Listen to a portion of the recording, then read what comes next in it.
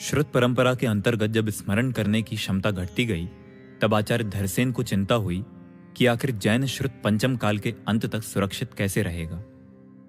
अतः इस चिंता के निवारण हेतु उन्होंने प्राप्त जैन आगम को लिपिबद्ध करने का निर्णय किया। क्योंकि वे वृद्ध थे, अतः स्वयं ही प्राप्त ज्ञान को लिपिबद्ध कर पाना संभव न था। आचार्य धरसेन ने ऐसे 2 मुनि शिष्यों की आवश्यकता के संबंध में आचार्य अरहतबली को बताया, जो उनके इस कार्य को करने में पूर्ण रूप से सक्षम हो। आचार्य अरहतबली ने अपने शिष्य आचार्य पुष्पदंत और आचार्य भूतबली को आचार्य धरसेन के पास जाने का आदेश दिया। आचार्य धरसेन के पास पहुंचकर दोनों ही आचार्य अपनी परीक्षा में सफल हुए एवं जिनागम को सुरक्षित रखने का आश्वासन आचार्य धरसेन को दिया। आचार्य पुष्पदंत और भूतबली ने आचार्य धरसेन से प्राप्त ज्ञान कर षटखंडागम नामक ग्रंथ की रचना की। आचार्य गुणधर कृत कसाय पाहोड एवं आचार्य पुष्पदंत एवं भूतबली कृत षटखंडागम, ये 2 जैन धर्म के ऐसे विशाल एवं अमूल्य सिद्धांत ग्रंथ हैं जिनका सीधा संबंध तीर्थंकर महावीर स्वामी की दिव्य ध्वनि से माना जाता है। दिगंबर जैन परंपरा के अनुसार शेष श्रुत ज्ञान इससे पूर्व ही क्रमशः लुप्त व छिन्न भिन्न हो गया था। द्वादशांग के अंतिम अंग दृष्टिवाद के अंतर्गत परिकर्म सूत्र प्रथमानुयोग पूर्वगत और चूलिका ये 5 भेद हैं। इनमें पूर्वगत नामक चतुर्थ प्रभेद के पुनः 14 भेद हैं। उनमें से द्वितीय भेद अग्रायणी पूर्व से षटखंडागम का उद्भव हुआ है। इस शौरशैनी प्राकृत भाषाबद्ध कर्म ग्रंथ की टीका का नाम धवला है। धवला आदि सिद्धांतों को प्रकाश में लाने का सर्वप्रथम प्रयास जयपुर निवासी पंडित टोडरमल जी के चित्त में आया था। जैन सिद्धांतों के ज्ञाता होने के साथ साथ उनके चित्त में यह बात आई कि वर्तमान में धवला आदि सिद्धांत प्राप्त नहीं है, किंतु सुना है कि वह मूड बद्री के अंदर सुरक्षित हैं। अतः उन्होंने मूड बद्री से धवल आदि सिद्धांतों को मंगवाने का प्रयास किया, किंतु वे उसमें असफल रहे। तो फिर आखिर धवला आदि सिद्धांत प्रकाश में कैसे आए? उसकी कहानी कुछ इस प्रकार है। मुंबई में दानवीर परम उपकारी स्वर्गीय सेठ श्री माणिक चंद जी जेपी रहते थे। आज से लगभग 135 वर्ष पूर्व सन 1883 ईस्वी में सेठ जी संघ को लेकर मूड बद्री की यात्रा को गए। वहां उन्होंने रत्नमय प्रतिमाओं और धवला आदि सिद्धांत ग्रंथों के प्रतियों के दर्शन किए। सेठ जी का ध्यान जितना उन बहुमूल्य प्रतिमाओं की ओर गया, उससे कहीं अधिक उन प्रतियों की ओर आकर्षित हुआ। उनकी सूक्ष्म धर्म रक्षक दृष्टि से यह बात छुपी नहीं रही कि उन प्रतियों के ताड़पत्र जीर्ण हो रहे हैं। उन्होंने उस समय के भट्टारक जी तथा वहां के पंचों का ध्यान भी उस ओर दिलाया और इस बात की पूछताछ की कि क्या कोई उन ग्रंथों को पढ़ भी सकता है अथवा नहीं। पंचों ने उत्तर दिया, हम लोग तो इसका दर्शन पूजन करके ही अपने जन्म को सफल मानते हैं। हाँ, जैन बद्री में ब्रह्मसूरी शास्त्री हैं, वे इनको पढ़ना जानते हैं। यात्रा से लौटकर सेठ जी ने अपने परम सहयोगी मित्र सोलापुर निवासी सेठ श्री हीराचंद नेमचंद जी को यह पत्र लिखा और उसमें श्री धवल आदि ग्रंथों के उद्धार की चिंता को प्रकट किया तथा स्वयं भी वहां जाकर उन ग्रंथों के दर्शन करने और फिर उद्धार के उपाय सोचने की प्रेरणा दी। सेठ माणिकचंद जी की शिक्षा को मान सम्मान देकर सेठ हीराचंद जी ने दूसरे ही वर्ष अर्थात सन 1884 में स्वयं भी मूड बद्री की यात्रा की। वह अपने साथ श्रवण बेलगोला के पंडित ब्रह्मसूरी शास्त्री को भी ले गए। ब्रह्मसूरी जी ने उन्हें तथा उपस्थित सज्जनों को श्री धवल सिद्धांत का मंगलाचरण पढ़कर सुनाया, जिसे सुनकर वह सभी अत्यंत प्रसन्न हुए। सेठ हीराचंद जी के मन में सिद्धांत ग्रंथों की प्रतिलिपि कराने की भावना और अधिक दृढ़ हो गई और उन्होंने ब्रह्मसूरी शास्त्री से प्रतिलिपि का कार्य अपने हाथ में लेने का आग्रह किया। वहां से लौटकर सेठ हीराचंद जी मुंबई आए और सेठ माणिकचंद जी से मिलकर उन्होंने ग्रंथों की प्रतिलिपि कराने का विचार पक्का किया। किंतु उनके वहां से लौटने पर वे तथा सेठ माणिकचंद जी अपने अपने व्यवसाय कार्यों में गुत गए और लगभग 10 वर्ष तक प्रतिलिपि कराने की बात उनके मन में ही रह गई उसे क्रियात्मक रूप प्राप्त न हो सका। तभी पुनः आशा की एक लहर जागी। इसी बीच अजमेर निवासी सेठ श्री मूलचंद जी सोनी पंडित श्री गोपाल दास जी बरैया के साथ मूड़बद्री की यात्रा के लिए गए। उस समय उन्होंने सिद्धांत ग्रंथों के दर्शन वहां के पंचों और ब्रह्मसूरी शास्त्री के साथ किए और यह बात निश्चित की कि उन ग्रंथों की प्रतिलिपियां की जाएं।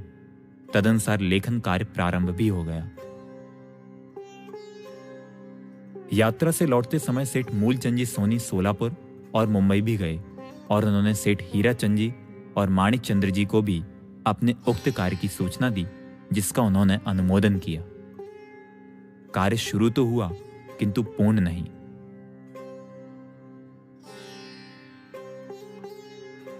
श्रीमान श्री पन्नालाल जी अमरावती वालों से ज्ञात होता है कि जब उनके पिता स्वर्गीय श्री वंशीलाल जी सन 1890 के लगभग मूड़बद्री यात्रा गए थे, तब ब्रह्मसूरी शास्त्री द्वारा लेखन कार्य प्रारंभ हो गया था। किंतु लगभग 300 श्लोक प्रमाण प्रतिलिपि होने के पश्चात ही वह कार्य बंद पड़ गया, क्योंकि सेठ जी वह प्रतिलिपि अजमेर के लिए चाहते थे, पर यह बात मूड़बद्री के भट्टारकों को इष्ट नहीं थी। इसी विषय को लेकर सन 1894 में सेठ माणिकचंद और सेठ हीराचंद के बीच पुनः पत्र व्यवहार हुआ, जिसके फलस्वरूप सेठ हीराचंद जी ने प्रतिलिपि कराने के खर्चे के लिए चंदा एकत्र करने का बीड़ा उठाया। उन्होंने अपने पत्र जैन बोध में से 200 रुपए के सहायक बनने के लिए अपील निकलवाना प्रारंभ कर दिया, जिसके फलस्वरूप 1 वर्ष के भीतर 14,000 से ऊपर चंदे की स्वीकारता आ गई। तब सेठ हीराचंद जी ने सेठ माणिकचंद जी को सोलापुर बुलाया और उनके समक्ष ब्रह्मसूरी शास्त्री को 125 रुपए मासिक वृत्ति पर प्रतिलिपि कराने की बात को पक्का किया। उनकी सहायता के लिए मिरज निवासी गजपति शास्त्री भी नियुक्त कर दिए गए। ये दोनों शास्त्री मूड़बद्री पहुंचे और उसी वर्ष की फाल्गुन शुक्ला सप्तमी बुधवार को ग्रंथ की प्रतिलिपि कराने का कार्य प्रारंभ हो गया। उसके 1 माह और 3 दिन पश्चात चैत्र शुक्ला दशमी को ब्रह्मसूरी शास्त्री ने सेठ हीराचंद जी को पत्र द्वारा सूचित किया कि जय धवल के 15 पत्र अर्थात लगभग 1500 श्लोक की कॉपी हो चुकी है। इसके कुछ ही समय पश्चात ब्रह्मसूरी शास्त्री अस्वस्थ हो गए और अंततः स्वर्गवासी हुए। ब्रह्मसूरी शास्त्री के पश्चात गजपति शास्त्री ने प्रतियों के लेखन का कार्य चालू रखा और लगभग 16 वर्ष में धवल और जयधवल की प्रतिलिपि नागरी लिपि में पूरी की। इसी अवसर में मूड़बद्री के पंडित देवराज सेठी, शांतप्पा उपाध्याय और ब्रह्मय्य इंद्र द्वारा उक्त ग्रंथों की कन्नड़ लिपि भी प्रतिलिपि कर ली गई। उस समय सेठ हीराचंद पुनः मूड़बद्री पहुंचे और उन्होंने यह इच्छा प्रकट की कि तीसरे ग्रंथराज महाधवल की भी प्रतिलिपि हो जाए और अन्य ग्रंथों की सुरक्षा तथा पठन पाठन रूप सदुपयोग के लिए अनेक प्रतियां कराकर भिन्न भिन्न स्थानों में रख दी जावे। किंतु इस बात पर भट्टारक जी व पंच लोग राजी नहीं हुए। तथापि महाधवल की कन्नड़ लिपि पंडित नेमिराज जी द्वारा किए जाने की व्यवस्था करा दी गई। यह कार्य सन 1918 से पूर्व ही पूर्ण हो गया था। इसके पश्चात सेठ हीराचंद जी के प्रयत्न से महाधवल की नागरी प्रतिलिपि पंडित लोकनाथ जी शास्त्री द्वारा लगभग 4 वर्ष में पूर्ण हुई। इस प्रकार इन ग्रंथों की प्रतिलिपि का कार्य सन 1896 से सन 1992 तक अर्थात 26 वर्ष तक चला और इतने समय में इनकी कनाड़ी लिपि पंडित देवराज सेठी, पंडित शांतप्पा इंद्र, पंडित ब्रह्मय्य इंद्र तथा पंडित नेमिराज सेठी जी द्वारा तथा नागरी लिपि पंडित ब्रह्मसूरी शास्त्री, पंडित गजपति उपाध्याय और पंडित लोकनाथ शास्त्री द्वारा की गई। इस कार्य में लगभग 20,000 रुपए उस समय खर्च हुए। धवल और जय धवल की नागरी प्रतिलिपि करते समय श्री गजपति उपाध्याय ने गुप्त रीति से एक कनाड़ी प्रतिलिपि भी कर ली और उसे अपने पास ही रख लिया। गजपति उपाध्याय उन प्रतिलिपियों को लेकर सेठ हीराचंद जी के पास सोलापुर पहुंचे और न्योछावर देकर उन्हें अपने पास रखने के लिए कहा, किंतु सेठ जी ने उन्हें अपने पास रखना स्वीकार नहीं किया तथा अपने घनिष्ठ मित्र सेठ माणिक चंद्र जी को भी यह लिख दिया कि वह भी उन प्रतियों को अपने पास ना रखें। उनके ऐसा करने का कारण यही जाना जाता है कि मूड़बद्री से बाहर प्रतियों को ना ले जाने के लिए मूड़बद्री के पंचों और भट्टारक जी से वे वचनबद्ध हो चुके थे। प्रतियों के प्रचार की भावना रखते हुए भी उन्होंने प्रतियों को अपने पास रखना नैतिक दृष्टि से उचित नहीं समझा।